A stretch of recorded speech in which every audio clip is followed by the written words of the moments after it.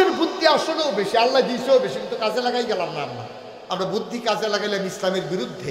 ভাই এই যে আকাশি রঙের গেঞ্জে তার জাতা দিয়ে বাবা, এখন থেকে যে উঠা যাবে তার কোনো বিচার হবে না।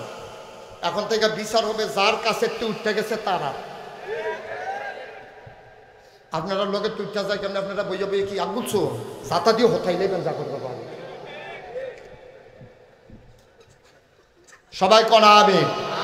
তো যেই কথাটা বলতেছিলাম, আমাদের বুদ্ধি কম না বেশি? একটা কথা তো মনে পড়ছে, এটা কি কইলে সবাই কই এলে আর আল্লাহ যা করে করবো। হাজ্জাজ বিন ইউসুফ একজন বড় রাজা ছিল এই দেশে। উনি খুব স্বৈর শাসক ছিলেন, জীবনে অনেক মানুষকে হত্যা করছে, অনেক ইমামকে ফাঁসি কাস্টে ঝুলাইছে, অনেক অত্যাচার করছে। ওনার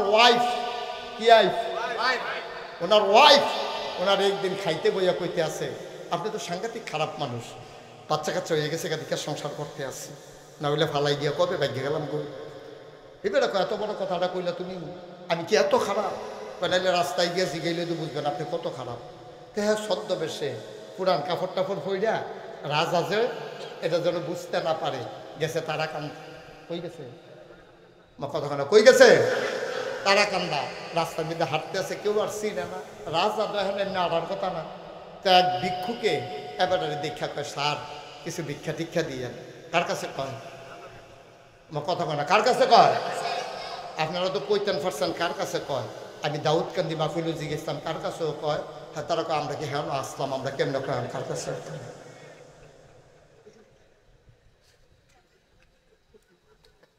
কার কাছে কয়? হাজ্জাজ বিন ইউসুফ কয়, স্যার কিছু ভিক্ষা টিক্ষা দিয়েন। তো রাজায় ইয়ারে জিগায়, ভিক্ষুকরে জিগায়, আচ্ছা হাজ্জাজ বিন ইউসুফ যে একজন রাজা, তুমি নাম শুনছ? কয় নাম রে মুখ লইয়ান, নাম রে লইয়ান। আরে সেই অসুখের অসুখতে সাংঘাতিক খারাপ, নাম রে আর কইয়ান না, সামনে ভিক্ষা দিলে দিবেন, না দিলে নাই, তার নাম যেন আমি না বলি। এখন হেতে কি ইজ্জত হইছে না শরম পাইছে? তো বুদ্ধিমান লোক যারা, তারা কিন্তু শরম পাইলে প্রকাশ করে না। তারা বুদ্ধিমান লোকের রাগ হইল আত মানে পেটে, আর বোকা মানুষের রাগ হইল দাঁত। তো এই বেটা তো অনেক বুদ্ধিমান, তো কিচ্ছু আর না কয়ে সেটা জিজ্ঞাসে মানুষটা কি বেশি খারাপ? বেশি খারাপ আবার জিজ্ঞান কীর্তেন আপনি দেখি মানুষের কাতার উপরে নিতে সাংঘাতিক অসুখটাতে কত হুজুরতে বাইরে লাগছে ফিরটা তারে জিজ্ঞান যে কি, আবার জিজ্ঞান যে ইয়া মানুষটা বেশি খারাপ নেই। তার কথায় কোনো আপনি খেলে তো আপনার জানছেন না, চান। রাজায় কয়, আচ্ছা তুমি যে বললা হাজ্জাজ বিন ইউসুফ এত খারাপ, আচ্ছা এখন যদি হাজ্জাজ বিন ইউসুফ তোমার সামনে দাঁড়াইয়া তোমার জিগায় মানুষটা কিরকম, তখন তুমি কি কইবা? তো নবীর বুদ্ধিমান উম্মত ভিক্ষুকে বুঝ জ্বালাইছে, এইটাই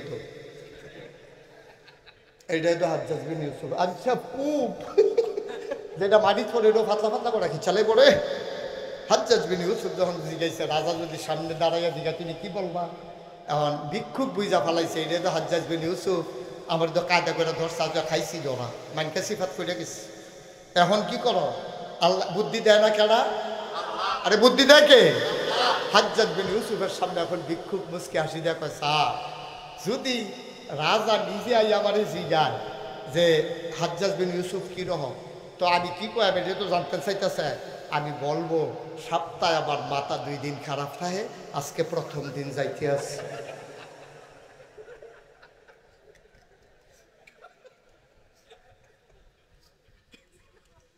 হাজ্জাজ বিন ইউসুফ কয় বুদ্ধি গুনে বাচ্চা গেলি রে, না হইলো কুবাইয়া করে কিমা বানাইলে না মুখ। ও মুসলমান, এখন ইবাদত করব কার? উবুদু রাব্বাকুম আল্লাযী খালাকাকুম ওয়াল্লাযীনা মিন ক্বাবলিকুম লাআল্লাকুম তাত্তাকুন। বুঝলাম ইবাদত করব আল্লাহর, দেখে আর কোথাও আছে কি? আল্লাহ কয় ওয়ামা খালাকতুল জিন্না ওয়াল ইনসা ইল্লা লিয়াবুদুন। মানুষ বানানোর কোনো দরকার ছিল না, জিন বানানোর কোনো দরকার ছিল না। মানুষ আর জিন বানানো হয়েছে কেবলমাত্র শুধুমাত্র একমাত্র আল্লাহর ইবাদতের জন্য, ঠিক কিনা? ও মুসলমান, আবাদত তো সবাই করো, এমন একটা মানুষ নাই কম বেশি আবাদত করে না, কিন্তু আবাদত কবুল কেন হয় না? মুহাদ্দিসিনে কেরাম, মুফাসসিরিনে কেরাম, মুফতিয়ানে আযম, উলামায়ে মুতাকাদ্দিমিন মুতাআখিরিন, সালফে সালিহিন, ইমামুশ শরীয়ত, ইমামুত তরিকত, সাহাবিন তাবিন তাবে তাবিন, উম্মাহাতুল মুমিনিন সবাই মিলে একমত হয়ে গেল আবাদত কবুল হওয়ার জন্য শর্ত হইল তিনটা। যে কোনো আবাদতের ভেতরে তিনটা জিনিস যদি না থাকবে, যতই আবাদত করুক তার আবাদত কবুল হবে না। আমরা তারাকান্দার মানুষ, আমরা জানতে চাই তিনটা জিনিস কি। কয়েক নম্বরে সহি নিয়ত। সুবহানাল্লাহ কয় না? সহি সহি সহি নিয়ত কারে কয়? সহি নিয়ত কারে কয়? আপনি নামাজ পড়তেছেন কার জন্য? টুপি মাথায় দিতেছেন কার জন্য? আপনি হজ করছেন কার জন্য? আপনি যাকাত দিচ্ছেন কার জন্য? অর্থাৎ আপনার সকাল থেকে সন্ধ্যা, রান্নাঘর থেকে সংসদ ভবন, জন্ম থেকে মৃত্যু, আপনার জীবনের প্রতিটি ক্ষেত্র, ব্যক্তি জীবন, পারিবারিক জীবন, সমাজ জীবন, রাজনৈতিক জীবন, অর্থনৈতিক জীবন, ইন্টারন্যাশনাল রিলেশন, সকল ক্ষেত্রে বিধান চলবে শুধুমাত্র কেবলমাত্র একমাত্র কার? এটারে কয় সহি। আল্লাহ তাবারক ওয়া তাআলা নবী যেটা ডাক দেয়া কয়, কোন নবী আপনি বলুন, ইন্না সালাতি ওয়া নুসুকি ওয়া মাহইয়ায়া ওয়া মামাতি লিল্লাহি রাব্বিল আলামিন। নবী গো, ইবাদত করলেই হবে না, আগে আপনি ঘোষণা দেন নবী নবী নবী, তোমার মতো সলিমুদ্দি কলিমুদ্দি না, নবী রে আল্লাহ, আপনি ঘোষণা দেন। আল্লাহ কি ঘোষণা দিতে হবে? বলেন, ইন্না সালাতি, আমার নামাজ, আমার কুরবানি, আমার জীবন, আমার মরণ সবকিছু শুধুমাত্র একমাত্র আল্লাহর জন্য। সুবহানাল্লাহ বলবেন না? আবার নবীজি তারাকান্দার তারারে ডাক দিয়া কয়, ও তারাকান্দার মানুষ, আল্লাহ যা আমারে কইল নামাজ রোজা জীবন মরণ সব আল্লাহর। এবার আমি তোমাদেরকে বলি, মান আহাব্বা লিল্লাহ ওয়া আবগাদ লিল্লাহ ওয়া আতা লিল্লাহ ওয়া মানা লিল্লাহ ফাকাদ ইস্তাকমালাল ঈমান।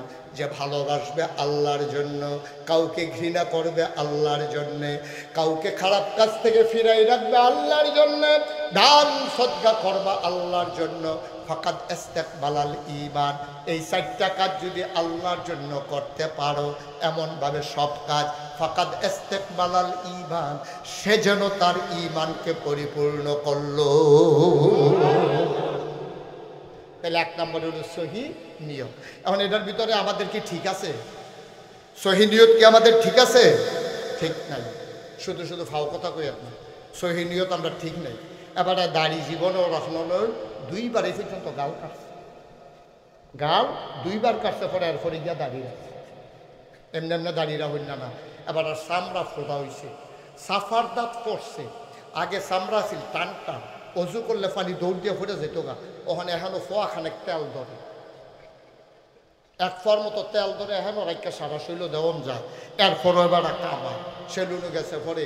এবারে যখন কামাইতে আছে, সেলুনের ফলায় কয়, আপনার যে চামড়া দিয়ে ভাজ ভাজ পড়ে গেছে গা, দাড়ি সিফা সিফা ঢুকিয়া গেছে গা, ওখান কামায়েন কেমনে জিব্বা দিয়া ঠেলা দিয়া ধরেন, কয় ঠেলতে আসি বার হয় না, ঠেলতে আছে জিব্বা তো আর বার হয় না, জিব্বাও তো ফোটো হয়ে গেছে গা। এরপরে গিয়া আবার এরপরে দুইজনে দুগুল দিয়ে টান দিয়া ধরছে, কামাইতো গেছে, গাল বেড়াইয়া কাটতে গেছে গা। গরমের দিনও মাফলার গাও দিয়ে আনো,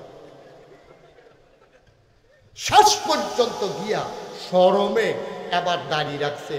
এইরকম দাঁড়িয়ে রাহ। আর আবার যুবক পোলারা ইউনিভার্সিটি করে, ঢাকা ইউনিভার্সিটি একটা যাইতে লইলে ফোলা পানে মাইয়া পানে টিটকারি মারে, কিরে হুজুর হয়ে গেছ গা, হাতে এত টিটকারির ভিতর দিয়া, মাইয়া পানের ফোলা পানের টিটকারির ভিতর দিয়া, মস্কারার ভিতর দিয়া, দাড়ি দেখা দেখা তে নামাজ পড়ে গেলে ধরে ধরে তারে জালো নাই পুলিশে বিচারে, তে নামাজ পড়ে, তে দাড়ি রাখে, তে বুধই জঙ্গি, তে বুধই ইসলামী রাজনীতি করে, তারে আটকাইলা। এত কিছুর ভিতর দিয়া দাড়ি রাহর, আর আপনি গিয়ে ফোড়া হয়েছে কাটতে গেছে গা, এরপরে দাড়ি রাহর। বিবেক কাকে বলে? আপনারা বিবেকবান মানুষ, আপনারা বলেন দুই দাড়ি কি এক দাড়ি? কথা কোন দুই দাড়ি কি এক দাড়ি? আপনি কামাইতে কামাইতে কামাইতে কামাইতে আপনি একটা কামাই না, আপনার দাড়ি আর ইউনিভার্সিটির ফোলার দাড়ি এক দাড়ি না, ঠিক কিনা? কাও এটা কই ইমান, এটা কই ইমান। আমি তো প্রায় মাহফিলে বলি, আপনি মনে করছেন বুড়ো হইলে দাড়ি রাখবেন, এই কথা আপনারা কে বলছে? যদি বুড়ো হইলে দাড়ি রাখা লাগতো তাহলে বুড়ো হইলেই দাড়ি উঠতো, ঠিক কিনা কম? আরো সহজ করে বুঝাইয়া কই, আমি আবার বুঝানোর ভিতরে ভালা, অনেক হুজুরে কইছে আমারে, আপনার বুঝানি সুন্দর হয়, সুন্দর করে বুঝাইয়া কইতে আছি, খেয়াল করেন। আচ্ছা, এই যে বাচ্চা জন্ম নেয় তখন মাথায় চুল থাকে না কি থাকে না?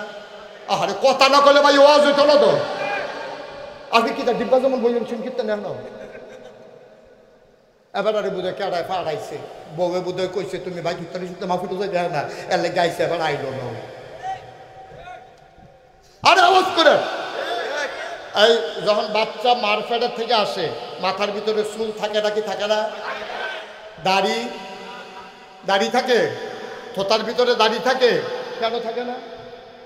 চুল রাখন তো ফরজ না, ওয়াজিব না, সুন্নত না, মুস্তাহাব না, মুস্তাহসান না, এটা কামাইয়া তুই হমান করে রাখেন, আল্লাহ একবারে জীবিত না চুল কামাই দিকে জিগাইব যে দাড়ি কামাইলে ফাঁসেক, ওলামা এখানে একমত হয়ে গেছে, দাড়ি যে কামাবে সে ফাঁসেক।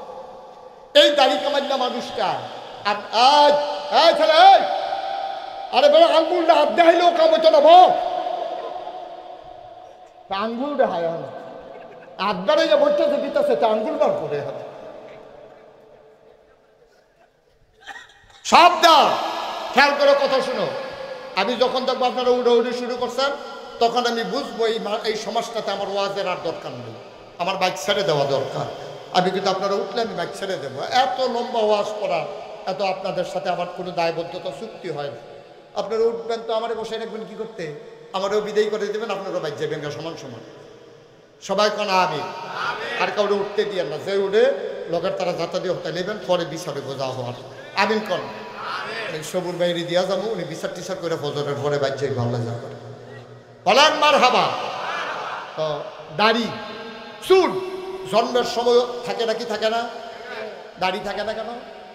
জন্মের সময় চুল থাকে, তারে আপনি ঘুম পাড়াইছেন, সে বুঝে নাই প্রস্রাব করা যে যাবে না, প্রস্রাব করছে, পায়খানা করছে, মাথার চুল টুল সব প্রস্রাব পায়খানায় ময়লা হয়ে গেছে।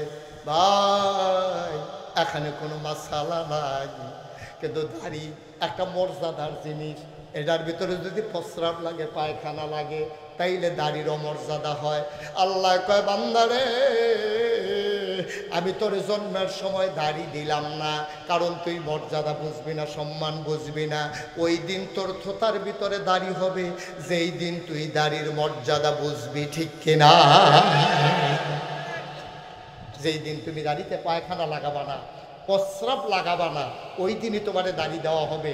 দাড়ি দিছে কামানের লেগা না রাহনের লেগা? আমরা তারা দাঁড়িয়ে রাখে বুড়ো হইয়া, আবার তারা যেই হুজুররা দাঁড়িয়ে রাখে যেমন টহিমাতার দিয়া রে রাস্তার মধ্যে আমরা রাজনৈতিক নেতারা সামনে নির্বাচন আইতেছে না, তারা দেখবেন কোয়া শুরু হইব যে হুজুররা ইসলাম লইয়া রাজনীতি করে। আমি কই বেড়া, হুজুরের রাজনীতির সময় আছে। এই যে আব্দুল সবুর ভাই, ওনারে যদি বন্দুক আইন লোক বুকটার মধ্যে ধরে দুইটা সেটা যদি কয় দাড়ি কামান, ধরে মাইক মাইক কই থেকে আনছেন আপনারা? কেউ যদি এই সবুর ভাইয়ের বুকের ভিতরে বন্দুকের নল তাক করে, মাইকম্যান কই?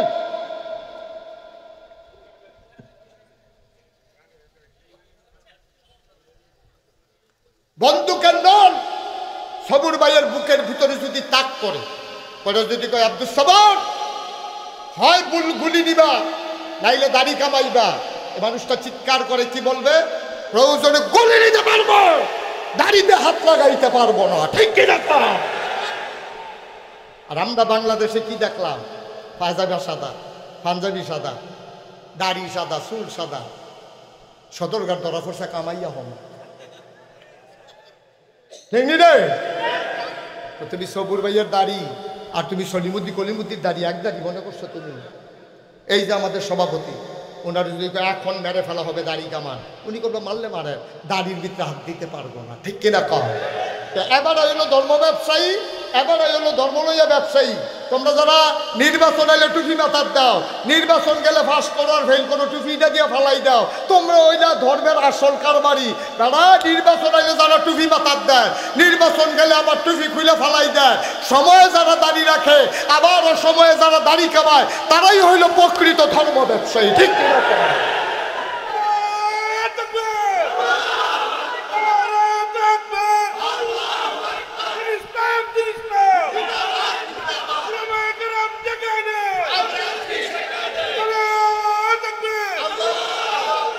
সুতরাং এখানে আপনারা যারা আছেন আপনারা ধর্ম ব্যবসায়ী, আপনাকে সুবিধা মতো দাঁড়িয়ে রাখেন আর কামান। সুতরাং আপনারই হলেন প্রকৃত ইমানদার যারা সুবিধা নির্বাচন হইলে টুপি মাথার দেয়। আরে এবার নামাজ আমরা এলাকার সবুজ ভাই একবার আসলে নামাজ পড়া লাইছে দুইবার। যে নিজে দেখছে তে আমার ইয়া কইছে হুজুর আমি নিজে দেখছি ফরসিন ফেল ফিরা কইতাম সালি মাটি। আমি কিতা দেখছ এবার দুইবার আসরের নামাজ পড়ছে। আমি তোমার মতো ব্যাক করলে বেড়া এবার একটা এমপি হইব না ফাঁস করলে, এবার একটা নির্বাচন করবো, এবারে দুইবার পড়তো না তুমি দুইবার পড়বা।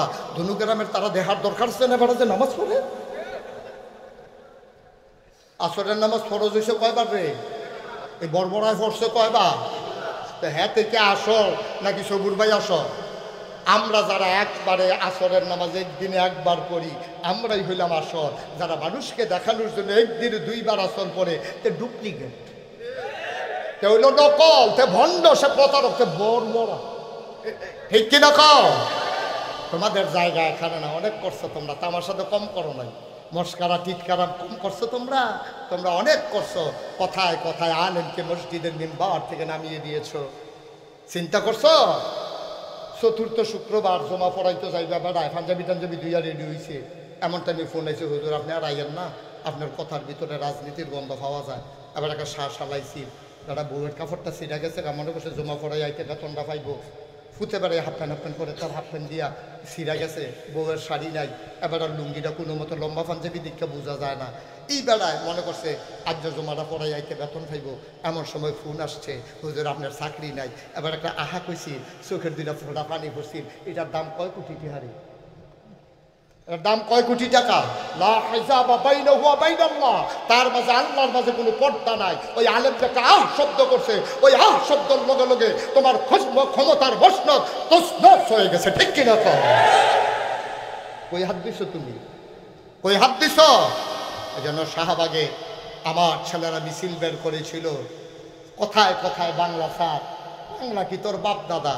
আর আমি আজকে আলেম ওলামাদেরকে নিয়ে বলতে চাই, কথায় কথায় মিম্বার ছাড়, মিম্বার কি তোর বাপ দাদা? ঠিক ঠিক আছে, মিম্বার আমার, মিম্বার এই দেশের আলেম ওলামা, মিম্বার কোন রাজনৈতিক নেতার না। ঠিক কিনা? মাপটাপ দিয়া কথা কই আগিলা দিন আর নাই, অনেক গেছে, অনেক তামাশা হয়েছে। যেই দিন গেছে একেবারেই গেছে, ওই দিন আর ফিরে আসার চিন্তা করো না। ঠিক কিনা কও? আলেমরা যেমনি ছিল এমনি আছে, এমনিই থাকবে। সব সময় মাথা ইমাম শির উঁচু করে, ইমাম যেমন সব সময় সামনে থাকে, তোমরা যদি সমাজের ইমামদেরকে আবার সামনে দিয়ে দিতে পারো, ওই ইমাম মসজিদের ভিতরে ইমাম মানার কারণে যেমন ৫,০০০ মুসল্লি থাকে, নামাজের ভিতরে কোনো বিশৃঙ্খলা হয় না। এই মসজিদের ইমামগুলাকে যদি চেয়ারম্যান হিসাবে ইমাম বানাইতে পারো, এমপি হিসাবে ইমাম বানাইতে পারো, খোদার কসম মসজিদে যেমন অশান্তি হয় না, ওই আলেম ওলামারা যেই দিন ইমামের জায়গায় যাবে, মেম্বার অফ পার্লামেন্ট হবে, সংসদ চালাবে কোরআন দিয়া, সেই দিন বাংলাদেশে আর বিশৃঙ্খলা থাকবে না। ঠিক কিনা? সহজ হিসাব, কঠিন ওয়াজের কোনো দরকার। আর নইলে মসজিদও দিয়ে অশান্তি হয় না। তুমি মন্ত্রীও এমপিও, তুমি প্রধানমন্ত্রীও আর লাটসাব, তুমি ভুইয়া চৌধুরী খড়কার সরকার ফেসকার স্বর্ণকার দফাদার শহীদার, তুমি কন্ট্রাক্টর দোকানদার কাস্টমার, আমার কোনো কিছু দরকার নাই। তো ইমামে আল্লাহু আকবার কইছে, তুমি রুকুতে যাইতে বাধ্য। ইমামে তোমার টান দিয়া সাজদাত লয়ে গেছে গা, তুমি লাটসাব, তুমি নওয়াবজাদা সলিমুল্লাহ, তুমি কি দাঁড়াই থাকলে তোমার নামাজ হবে নাকি? ইমামে আল্লাহু আকবার কইয়া সাজদাত গেছে, তুমিও তো যাওন লাগছে। ইমামে যতক্ষণ আল্লাহু আকবার না বলছে তোমার মাথা তোলার ক্ষমতা নাই। ঠিক কিনা? এই জন্য তো কিছু শান্তি পাইছো মসজিদও, মসজিদের ভিতরে কোনো ফিটাফিটি নাই। কেডায় আগে গেছে, কেডায় পরে গেছে, কেউ পাঞ্জাবি কেউ টান দিয়া ধরে রাখে না, হেবাড়া ঢুকে হেবাড়ায় দেয়, হেবাড়া নামাজ হেবাড়া পড়ে। ভাই রে, মসজিদ ইমাম মানার কারণে তুমি মসজিদের ৫ ওয়াক্ত নামাজে কোনো বিশৃঙ্খলা হয় না, কোনো ফিটাফিটি হয় না। ফিটাফিটি হইলেও জিলাফি লইয়া হয়। এই ডো লাগাইছে, এটা দিও ফিডব্যাক ডো না। কে কাটায় উঠলো কাটাইতে? হ্যাঁ তুই কি তাহলে আব্বাই রাখছে জায়গা, বাহিরের জন্য দৌড়ে যাইতে পারে। আমিন বলো। তাহলে ১ নম্বরে সহি নিয়ম, আবাদত করবেন কার জন্য? চামড়া ফোড়া হয়েছে এই জন্য দাঁড়িয়ে রাখবেন। যেই দিন দাঁড়িয়ে উঠছে এই দিনে দাঁড়িয়ে রাখবেন। আজকে উঠছে আর ফুল লাগবে না, ব্লেড লাগবে না, দাঁড়িয়ে আল্লাহ দিছে। এই গালি কোনোদিন খুল লাগাই নাই, তো সমস্যা কি হয়েছে? এমন নাকি যে হুজুররা বিয়ার বাহির হয়েছে না ছুটে সেটা অনের বাহির হয়েছে, সবে তো চলতে আছে হুজুররা। সমস্যা কি দাড়ি রাখার কারণে? কি সমস্যাটা হয়েছে? কেন তুমি দাড়ি কামাবা? তোমার সুরতের ভিতরে কোনো ইসলাম আসে না? তুমি কেন পারো না? তাইলে এই আল্লাহ যখন যেটা দরকার তখন দিছে, আপনি ঠিক তখনই এটা রাখবেন। এর ভিতর দিয়ে এত সোনার মানুষ নবীজি, কষ্ট হইতেছে আপনাদের না? হ্যাঁ, ছাড়ার সময় আর সামান্য একটু আমিন কর না, আওয়াজের লেগে ওয়াজ করে যেতাম পারলাম না রে। জোরে কর, আরো জোরে। এত মজার নবী, হ্যাঁ, এত মায়ার নবী, এত সোনার নবী, ইমামুল মুরসালিন খাতামুন নবিয়্যিন রাহমাতুল লিল আলামিন। এত মজার নবী আল্লাহ তো রাখলো না তো মক্কায়। নবী তো কোনো অপরাধ করে নাই, কারো টাকা মাইরা দেয় নাই, কাউকে মারতে যায় নাই, কারো জুলুম করে নাই, কারো গাছের খেজুর পাইরা খায় নাই, কারো দেশি মুরগা চুরি করে খাইছে না, কোনো ফপ্পা গাছের ফপ্পাও চুরি করছে না। এরপরেও নবীজি মক্কায় থাকতে পারলেন না, চলে যাওয়া লাগলো মদিনায়। আমরা যারা বর্তমানে বাংলাদেশে আছি আমরাও জানি আমার নবীর কাফেরেরা ছাড়ে নাই, আর আমাদেরকে ছেড়ে দেবে এই আশাও আমরা করি না। আমরা নবীর পথ যখন মেনে নিয়েছি সেদিনই বুঝেছি এই পথে চলতে গেলে মামলা হবে, হামলা হবে, জেল জুলুম নির্যাতন হবে, প্রয়োজনে জীবন দেওয়া যাবে, ঈমান দেওয়া যাবে না। রাজি আছো কিনা হাত তুলে দেখা।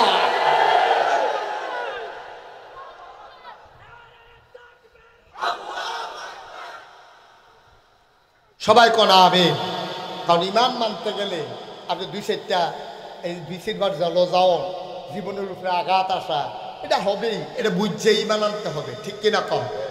কইছে হুজুর অনেক হুজুর দিয়ে আছে, তারা দি কত বড় হুজুর, তারা দি কিচ্ছু হয় না, মানুষের দিয়ে আরো হাদিয়া দেয়, টেহা পয়সা দেয়, যেই দলে ক্ষমতা তাইয়ে হুজুরে মাশাআল্লাহ সবাই সম্মান করে, সেই হুজুর হইতেন পারেন না আপনি?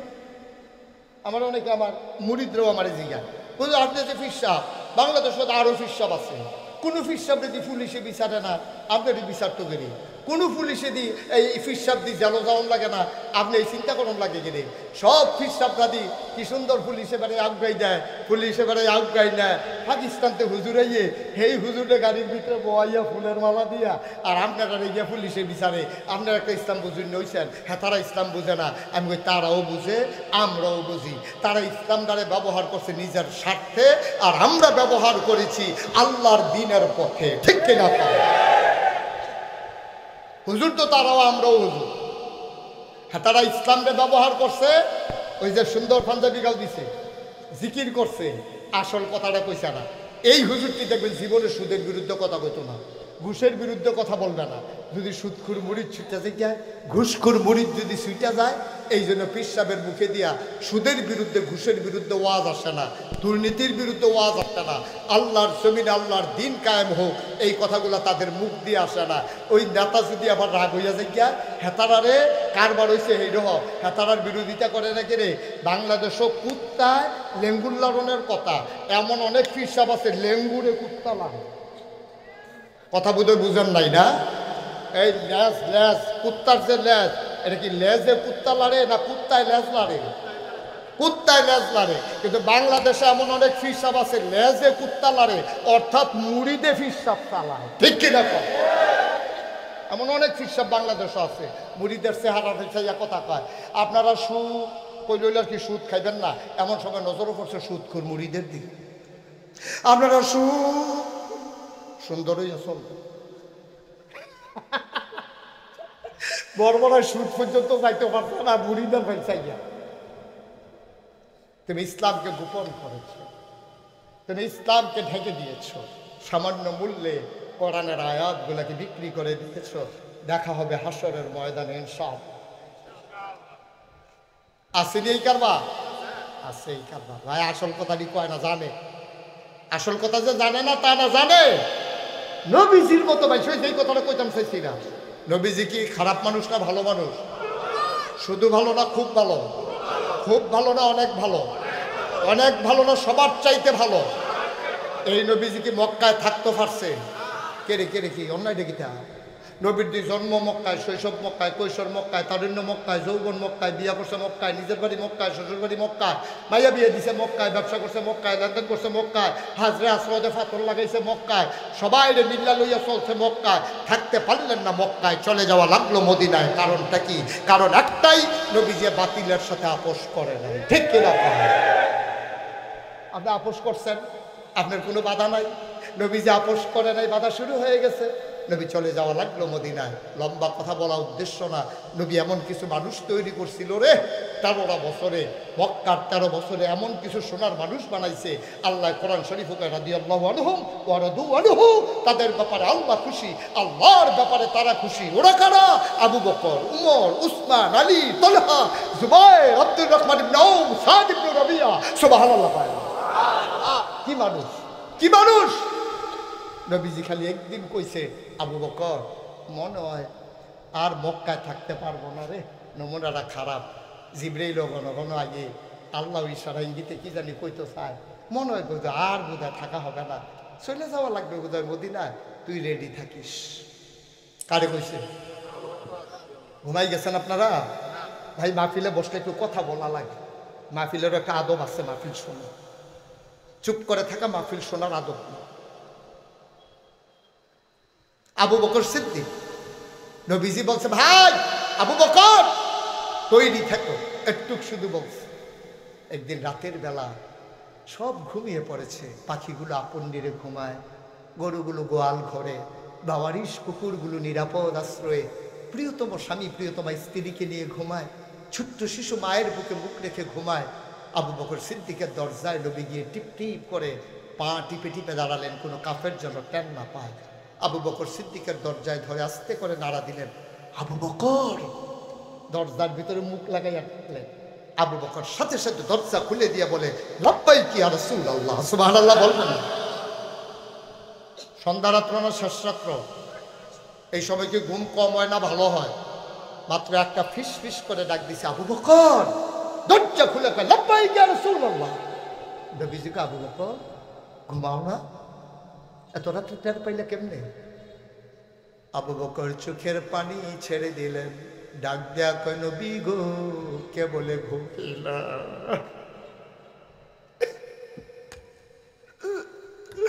কে বলে ঘুমাইলা?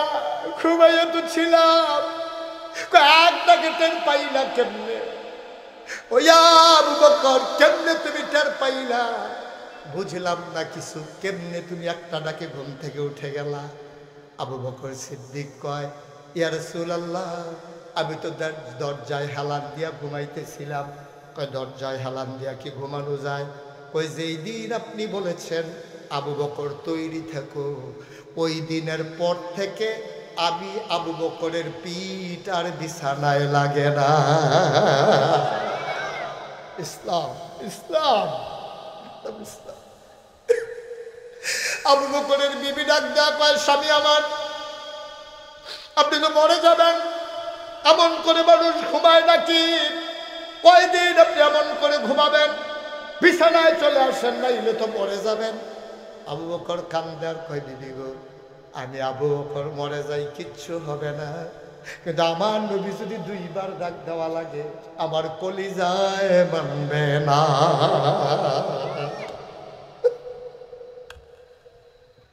বের হয়ে গেলেন ঘর থেকে, যাওয়ার কথা মদিনায়, হাঁটা দিলেন তিনি উল্টা। কি কত বড় যুদ্ধবিদ, কত বড় কৌশল তিনি বুঝতেন, কত বড় জ্ঞানী ছিলেন তিনি যুদ্ধের ব্যাপারে। তিনি কত পারদর্শী জ্ঞানী মানুষ। মদিনার দিকে হাঁটলেন না, কারণ কাফেরেরা তো মদিনার রাস্তায় খুঁজবে। আবু বকর কয়, ইয়া রাসূলুল্লাহ আপনি কি মদিনার রাস্তা চিনেন না? আপনি উল্টা দিকে কেন হাঁটতেছেন? নবীজি ডাক দেয়া কয়, আবু বকর আমি পথ ভুলি নাই, উল্টা হাঁটি না, আমি মক্কার কাফের গুলার রাস্তা ভুলাই দিতেছি। সকাল হয়ে যাবে, সূর্য পশ্চিম আকাশে উঠে যাবে, ফর্সা হয়ে গেল। আবু বকর কয়, ইয়া রাসূলুল্লাহ ইয়া হাবিবাল্লাহ আমরা তো ধরা পড়ে যাব, আমরা তো ধরা পড়ে যাব, আমরা তো মক্কার সীমানা পার হইতে পারি নাই, মক্কার মানুষগুলো আমাদেরকে ধরে ফেলবে। আল্লাহ যেন দিয়ে ওয়ালা তাহিনু ওয়ালা তাহজানু ওয়া আনতুমুল আলাউনা ইন কুনতুম মুমিনিন। তোমাদের কোনো ভয় নাই, পেরেশানি নাই, তোমরাই হবা সফল কাম যদি তোমরা মুমিন হইতে পারো। আবু বকর সিদ্দিককে নবী ডাক দেয়া কয়, ও আবু বকর, আমরা দুইজন একা না, আমাদের সাথে আরেকজন আছে রে, তিনি আমাদেরকে সাহায্য করবে, তিনি আমাদেরকে বাঁচাবে, ভয়ের কিছু নাই, ওই আল্লাহ আছেন। আবার কয়, দেখো তো দেখি কোনো গুহা টুহা পাও নাকি। খুঁজতে খুঁজতে আবু বকর গুহা পেয়ে গেলেন, গুহার নাম সাউর। আবার নবীজি কয়, পেয়ে গেছো? কয়, হ্যাঁ ইয়া রাসূলুল্লাহ। কয়, আসো আসো ভিতরে যাই। আবু বকরকে নিয়ে নবীজি গুহায় ঢুকতে চাইলেন। আল্লাহ নবীর সামনে আবু বকর হাত ছড়াইয়া দাঁড়াইলেন। ডাক দেয়া কয়, গুস্তাখি মাফ কর দিজিয়ে, বেয়াদবি মাফ করবেন, আপনি গুহায় ঢুকবেন না। কয়, কেন ঢুকবো না? কয়, পাহাড়ি গুহা, সাপ থাকতে পারে, বিচ্ছু থাকতে পারে, আপনাকে কামড়ে দিতে পারে, ক্ষতি হয়ে যাবে। আল্লাহ নবী চোখের পানি ছেড়ে দিয়ে কয়, আবু বকর রে, আমি গুহায় ঢুকলে সাপ আমারে কামড়াবে, তুই ঢুকলে তোরে বুঝি কামড়াবে না। আল্লাহ নবী তো সেই নবী। আল্লাহ কয়, ফাবিমা রাহমাতিন মিনাল্লাহ, ফাবিমা রাহমাতিন মিনাল্লাহি লিনতা লাহুম ওয়ালাউ কুনতা ফাজ্জান গালিজাল কলব লানফাদ্দু মিন হাওলিক ফা'ফু আনহুম ওয়াস্তাগফির লাহুম ওয়াশাবিরহুম ফিল আমর ফাইযা আযামতা ফাতাওয়াক্কাল আলাল্লাহ ইন্নাল্লাহা ইউহিব্বুল মুতাওয়াক্কিলিন। সুবহানাল্লাহ বলবেন না? কলজা বড় মায়া নবীর, কলজা ভরা মায়া। নবী ডাক দিয়ে, আবু বকর, তুই গুহায় ঢুকতে চাস, আমারে ঢুকতে দেস না, সাপ বিচ্ছু তোরে কামড়াবে না। আবু বকর কান্দে আর কয়, নবী গো, আমার মতো 100 আবু বকর মরে গেলে কিচ্ছু হবে না, কিন্তু আপনি নবী না থাকলে ইসলাম থাকবে না।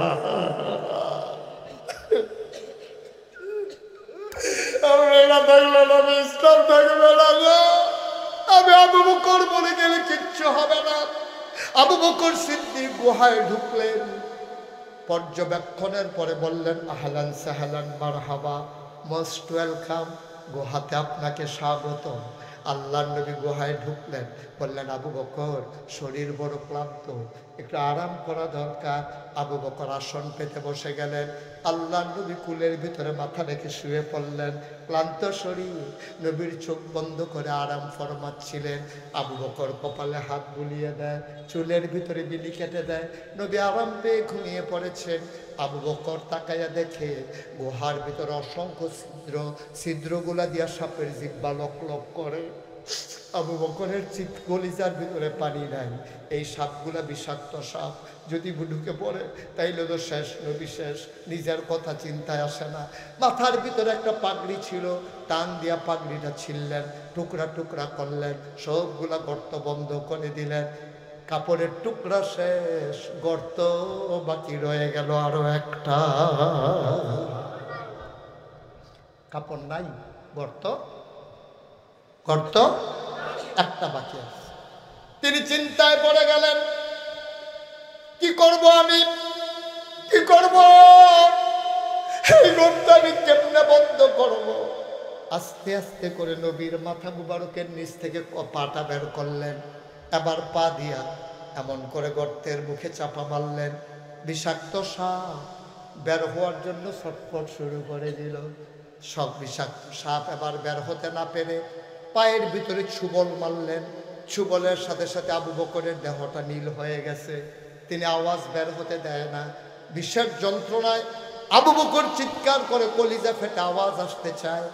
তিনি জিহ্বাটারে কামড় দিয়ে ধরে রাখছেন, দাঁত দিয়া ঠোঁটগুলারে কামড়ে ধরে রেখেছেন। আমার নবী ঘুমায়, আওয়াজ করা যাবে না।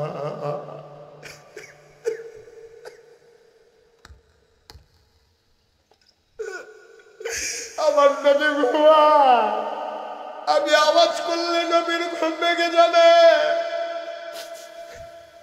দাঁত দিয়া জিহ্বাটার ঠোঁটগুলারে কামড় দিয়ে ধরে রাখছে। আমার নবীর ঘুম ভাঙতে দেবো না, আমার নবীর ঘুম ভাঙতে দেবো না। মুফাসসিরিনে কেরাম কয়, আবু বকর আওয়াজ থামাইবা দাঁত দিয়া কামড় দিয়া, কিন্তু চোখের পানি থামাইবা কি দিয়া?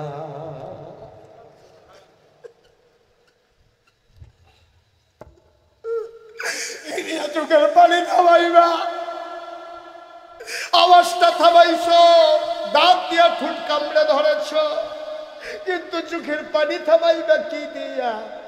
পারলেন না তিনি চোখের পানি থামাইতে, আওয়াজ হইতে দিলেন না। টপ টপ করে 2 ফোঁটা গরম চোখের পানি নবীর গাল মোবারকে পড়ল। নবী লাফ দিয়ে উঠলেন, চমকে উঠলেন, থমকে দাঁড়াইলেন। নবী আশ্চর্যান্বিত হয়ে গেলেন, উঠে বসলেন। ডাক ডাক, আবু বকর, কেন কান্দরে আবু বকর? নিশ্চয়ই বাড়ির কথা মনে পড়ছে, আয়েশার মনে পড়ছে, আসমার কথা মনে পড়ছে, আব্দুর রহমানের কথা মনে পড়ছে। সবগুলো আবু বকরের বাচ্চা, আসমা, আয়েশা, আব্দুর রহমান, ওদের কথা মনে পড়ছে। আবার আবু বকর সিদ্দিক কান্দার কয়, নবী গো, আপনি এটা কেমনে বুঝলেন? যেই নবীর দিকে তাকাইলে ছোট ছোট বাচ্চারা খিদার কথা ভুলে যেত, এই নবী আমার কুলে ঘুমায়, আর আমি মনে মনে চিন্তা করবো আমার বাচ্চার কথাটা কি বললেন আপনি? অসম্ভব, আপনারে রেখে আমি বাড়ির কথা মনে করতে পারি না। তাইলে কান্দ কেন? নবী গো, মনে করেছিলাম বলবো না, সাপ আমার পায়ের ভিতরে সবল বেড়েছে, সাপ আমারে কামড়ে দিয়েছে গো নবী। আল্লাহর নবী গো, আবু বকর কেন ডাকলি না রে আবু বকর? কেন তুই বললি না? এটা তুই কি করলি? একবার আমি বলছিলাম রেডি থাকো, এই জন্য পিঠের বিছানা দেশ নাই, দরজায় দাঁড়াইয়া দাঁড়াইয়া ঘুমাইছস, সবাই রে ফালাইয়া রওনা করছস, সাপ কামড়ে দিয়েছে, কেন ডাকলি না?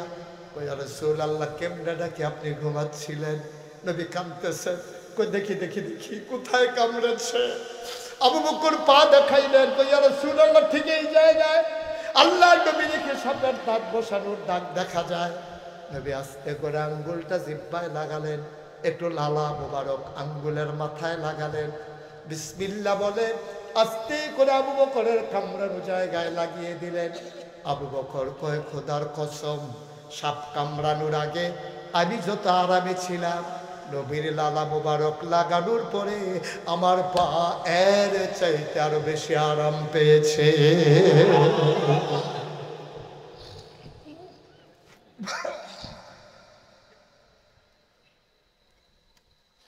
তারা কান্দার মুসলমান মুশতাক ফয়েজি কোনোদিন তোমাদের কাছে আসে নাই, আর কোনোদিন আসবো কিনা জানি না। কোনোদিন যদি মুশতাক ফয়েজি না আসে, মনে রাখবা আমি এসেছিলাম, মনে রাখবা কথা কয়টা বলে গেলাম। মুশতাক ফয়েজি যদি নাও আসে, মনটায় সাক্ষী দিছে রে। আজকে কিশোরগঞ্জ হয়ে যখন আসছিলাম, কয়েক জায়গায় দেখলাম আমার গাড়ির কাছের ভিতরে বৃষ্টির ফোঁটা পড়ছে। আমি ভাবতেছিলাম মাহফিল হবে কি হবে না। আমার মন সাক্ষী দিয়েছে, ৩৬ বছর মুশতাক ফয়েজি বাংলায় দেশের বাইরে ওয়াজ করি, কদমটা দিলে মাহফিলের ওজন বুঝি। আজকে মন সাক্ষী দিয়েছে, তোমাদের মাহফিল আমার আল্লাহ কবুল করে নিয়েছে।